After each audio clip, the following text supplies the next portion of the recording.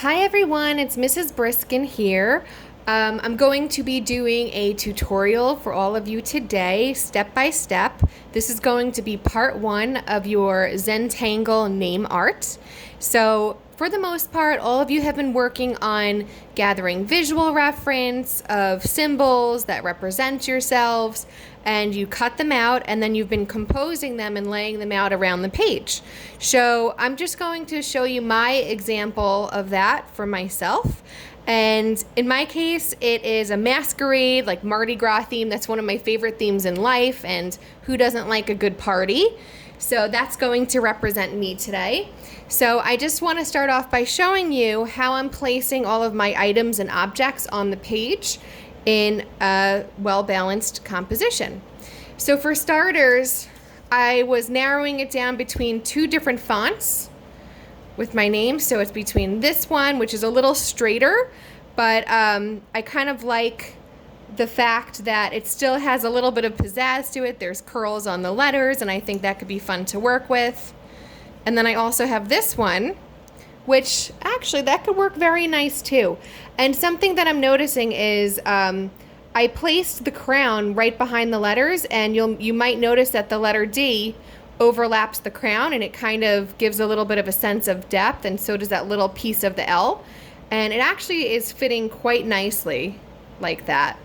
So I'm just kind of switching back and forth and deciding which one to go with.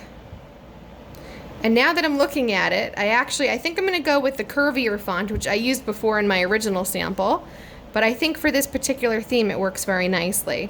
So I'm happy with where my crown is placed. I was actually debating if I should put this mask up here, but it's a little bit large, and then I had a lot of empty space down below. So you'll notice that everything was kind of angled this way. If this is an arrow, let's just say it's facing up towards the right. So I decided with the empty negative space that I want my mask to be balanced below, angled in the opposite direction. And I'll show you how this looks without the feathers. So it's nice, but I felt like it needed a little something, so that is why I also added these peacock feathers to the mask. And I'm just testing it out. Okay, I like it.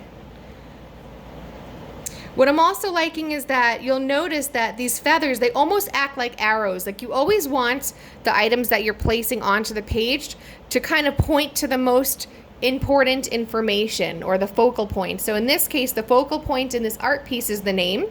You really want that to be the main feature, and these really lead your eye to that. So I like it. I'm going to keep it there. Now the other thing that I'm working with, so I have this fun Mardi Gras bead cut out, and the shape itself, I like that it's curvy and windy, and I'm actually going to use it as what we call a framing element. So it sounds just like what it means, a frame, okay? So we know typically a picture frame goes around a whole image, but a frame doesn't have to be a literal frame in that sense.